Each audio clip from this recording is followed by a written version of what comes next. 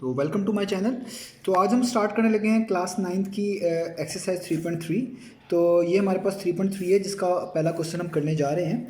तो आइए इसकी स्टेटमेंट रीड कर लेते हैं और उसके बाद इसको स्टार्ट करते हैं। तो स्टेटमेंट लिखी हुई है क्वेश्चन नंबर 1 की, right the following into some और डिफरेंस। तो नीचे जितने भी हमें पार्ट गिवन है, जो कि टोटल 6 पार्ट हमें गिवन है, हमने इनको सम में या डिफरेंस में लिख के दिखाना है। यहाँ पे यहाँ पे वर्ड यूज़ हुआ है और का मतलब ज़रूरी नहीं है आप सबको सम में लिखें या सबको डिफरेंस में ही लिखें। ये डिपेंड किया करेगा क्वेश्चन में कि किसको आपने सम में तब्दील करना है और किसको आपने डिफरेंस में तब्दील करना है। सम का मीनिंग आप लोगों को क्लियर ही है, एडिशन, और डिफरेंस का मीनिंग भी क्लियर होगा, वो होता है सब्ट्रैक्शन यानी माइनस। तो ये कुछ लॉग्स हैं और हमने इनको सम में या डिफरेंस में कन्वर्ट करके दिखाना है। तो आइए हम इसके स्टार्ट करते हैं पहले पार्ट से और देखते हैं कौन से लॉज हैं जो कि बेसिकली हेल्प करेंगे इन लॉग्स को सम में या डिफरेंस में कन्वर्ट करने के लिए।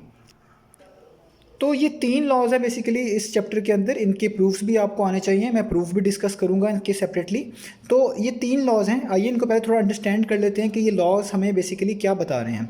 तो पहले जो लॉ है इसको हम बोलेंगे प्रोडक्ट लॉ, ये प्रोडक्ट के रिलेटेड है। दूसरे को हम बोलेंगे कोशेंट लॉ, ये डिवीजन के रिलेटेड है। और तीसरे को हम बोलेंगे पावर लॉ, ये बेसिकली पावर से रिलेटेड है। ये हमने इनके नाम डिवाइस किए हुए खुद से। तो ये वाला जो लॉ है, सबसे फर्स्ट वाला लॉ है, ये हमें क्या कहता है, ये हमें ये बता रहा है कि अगर आप किसी नंबर का लॉग ले रहे हैं जो कि प्रोडक्ट की फॉर्म में लिखा हुआ है, प्रोडक्ट का मतलब वो 2 नंबर्स लिखे हुए हैं। जिस तरह यहाँ पे एक नंबर लेट से आप कह लें m है और एक नंबर आप लेट से कह लें n है। m और n एक दूसरे के साथ लिखे हुए, यानी ये दोनों मल्टीप्लाई हो रहे हैं। तो अगर आपके पास लॉग किसी ऐसे नंबर का हो जो कि मल्टीप्लाई हो रहे हों, तो आप उनको लिख सकते हैं अलग अलग करके सम के साथ। कैसे? तो देखें, आपने log of base A m के साथ अलहदा लिख लिया है और लॉग ऑफ बेस a इस दूसरे नंबर n के साथ अलहदा लिख लिया है, और दरमियान में क्या आया है, सम यानी एडिशन। इससे ये पता चलता है कि अगर आपके पास ऐसा सिनेरियो आए जहाँ पे आप जिस चीज़ का लॉग फाइंड कर रहे हैं वो प्रोडक्ट की फॉर्म में हो, यानी जो आर्गूमेंट है जिस चीज़ का आप लॉग फाइंड करने जा रहे हैं वो 2 नंबर्स हों यानी प्रोडक्ट की फॉर्म में हों, तो आप उनको सेपरेट करके लिख सकते हैं। पहले वाले नंबर को सेपरेट लॉग, दूसरे नंबर के साथ सेपरेट लॉग, और दरमियान में हमेशा एडिशन का साइन आएगा। इसका मतलब लॉग के अंदर प्रोडक्ट को हम किस में चेंज कर रहे हैं, एडिशन में चेंज कर रहे हैं। ये बेस ए कोई भी हो सकती है, यहाँ पे इससे आप ना कंफ्यूज होइएगा। यहाँ पे लिख दिया है कि कोई बेस ए है तो दोनों में बेस सेम ही रहेगी। जस्ट फर्क ये पड़ेगा कि पहले नंबर का लॉग अलहदा से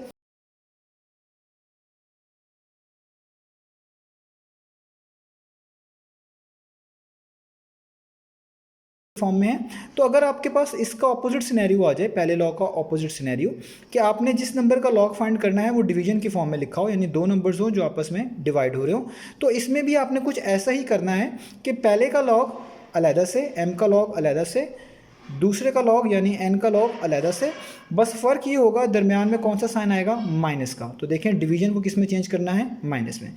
यानी पहले लॉ में आपने प्रोडक्ट को चेंज किया प्लस में, और दूसरे लॉ में आपने जो डिफरेंस था, कोशेंट था, उसको किस में चेंज किया, माइनस में। तो 2 बातें क्लियर हो जानी चाहिए कि जो नंबर्स मल्टीप्लाई हो रहे होंगे लॉग के केस में उनको आपने प्लस में चेंज करना है, जो डिवाइड हो रहे होंगे उनको आपने माइनस में चेंज करना है। बेस से ना घबराएं, वो वैसे की वैसे ही रह रही है, ठीक है।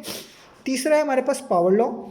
ये भी बहुत मरतबा हम यूज़ करेंगे अपने क्वेश्चंस के अंदर कि अगर आप लॉग किसी नंबर का ले रहे हैं और उसकी कुछ होल पावर है, लाइक ये m है और इसकी कुछ पावर है वो है n, किसी भी नंबर का लॉग ले रहे हैं और उसकी कुछ होल पावर है, लाइक यहाँ पे m की पावर कितनी लिखी हुई है, n, तो वो पावर स्टार्ट में आ जाएगी, पावर स्टार्ट में आ जाएगी। देखिए n स्टार्ट में आ गया और बाकी चीज़ वैसी रहेगी, ये a है बेसिकली, तो बाकी चीज़ वैसी की वैसी।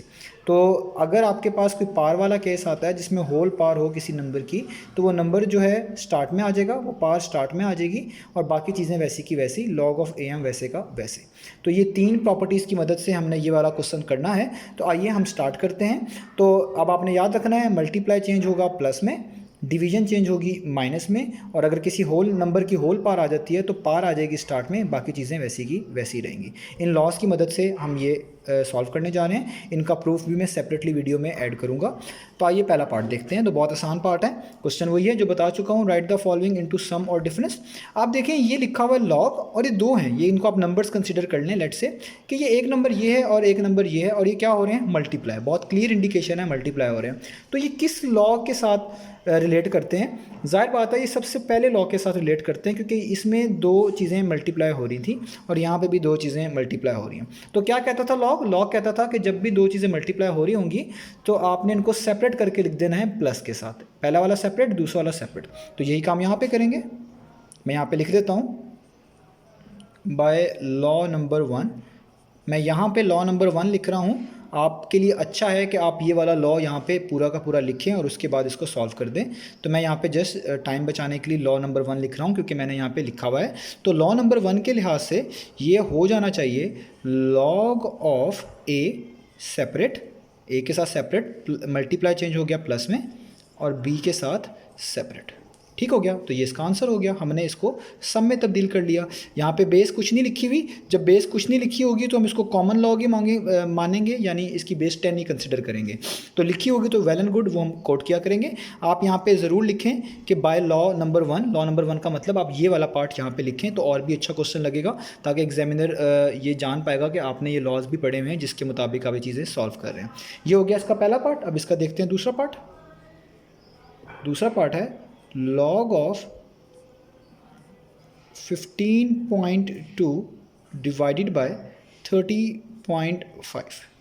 तो बहुत क्लियर है, ये लॉ नंबर 2 से रिलेट कर रहा है क्योंकि यहाँ पे डिवीजन आ रही है, कोशेंट आ रहा है। तो ये किस में चेंज हो जाएगा? माइनस में। तो सेम काम ऊपर वाला ही करना है, बस साइन माइनस का आ जाएगा, यानी पहले के लिए लॉग अलहदा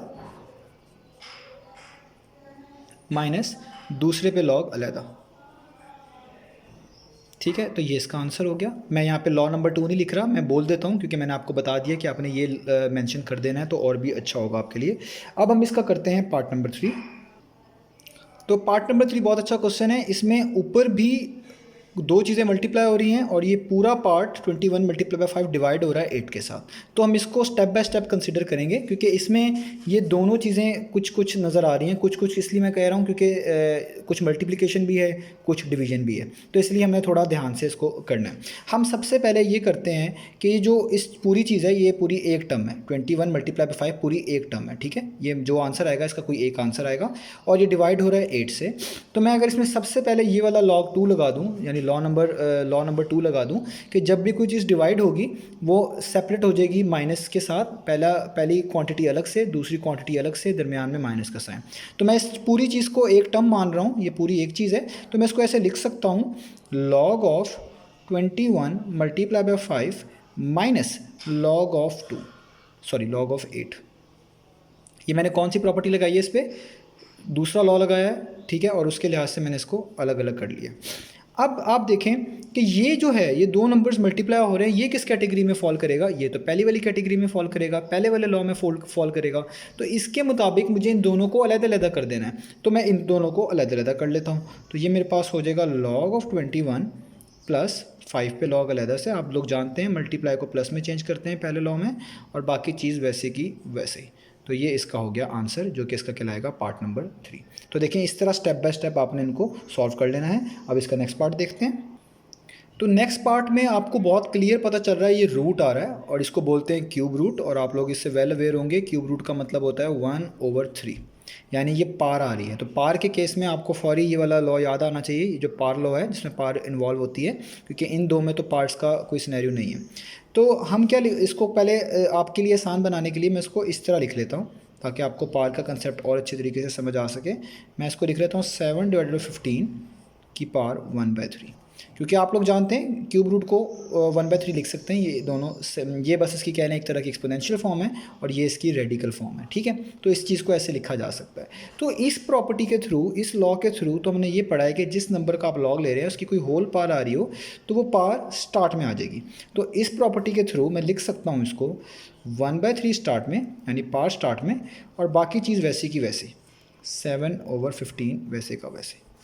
अब यहाँ पे जब आपने पार को स्टार्ट में लेके आए हैं तो ये क्लियर हो गया, ये दोनों तो डिवाइड हो रहे हैं, यानी लॉ नंबर 2 के मुताबिक तो जो चीज़ डिवाइड हो रही हो आप उसको सेपरेट कर सकते हैं माइनस साइन के साथ। तो आप इसको यहाँ पे लिख सकते हैं 1/3, ब्रैकेट डालूंगा, क्यों? क्योंकि 1/3 दोनों से मल्टीप्लाई हो रहा है, इसलिए यहाँ पे ब्रैकेट डालना लाजमी है। तो यहाँ पे लिखूँगा लॉग ऑफ 7 और दूसरा law minus log of 15। Bracket डालना लाजमी ताकि शो हो सके कि 1/3 log 7 से भी मल्टीप्लाई हो रहा है और log 15 से भी मल्टीप्लाई हो रहा है। तो ये हो गया इसका आंसर, हमने इसको डिफरेंस में चेंज कर लिया है। ये हो गया इसका पार्ट नंबर 4। अब करते हैं इसका पार्ट नंबर 5। तो पार्ट नंबर 5 में देखें, यहाँ पे भी पार आ रही है, यहाँ पे भी पार आ रही है। याद रखें ये होल पार कंसिडर नहीं होगी। होल पार्ट का मतलब मैं यहाँ पे ये ले रहा हूँ कि इन दोनों की एक जैसी पार होती तो मैं इसमें थर्ड वाला लॉ लगा लेता, क्योंकि इसकी पार अलग से 1/3 है और इसकी कोई और पार्ट 3 है, तो इन सब पे मैं इकट्ठा एक बार में ये वाली प्रॉपर्टी नहीं लगा सकता कि सब पार्ट्स को एक बार ही में ही स्टार्ट में ले आऊँ। मुझे कुछ स्टेप करने पड़ेंगे इसको और बेहतर दिखाने में, उसके बाद मैं ज़रूर ये वाली प्रॉपर्टी का इस्तेमाल करूँगा। तो पहला स्टेप मैं ये करने जा रहा हूँ, क्योंकि इन दोनों की पार्ट सेपरेट है, यानी ये 1/3 और वो 3 है। अगर एक ही पार होती तो डायरेक्ट ही थर्ड लॉ लग सकता था, लेकिन क्योंकि पार्ट सेपरेट है तो अभी मैं इस पर डायरेक्ट थर्ड लॉ नहीं लगा सकता, क्योंकि ये नंबर की पार अलग है और वो पार अलग है, जबकि यहाँ पे एक ही नंबर की एक जैसी पार है, यानी n ही है। ठीक है, तो मुझे पहले क्या करना पड़ेगा, मुझे पहले इस पर कोई और लॉ लगाना पड़ेगा। तो ये डिवाइड हो रहे हैं, मैं सबसे पहले इसमें लॉ नंबर 2 लगा रहा हूँ, यानी मैं इन दोनों को सेपरेट करके लिख सकता हूँ।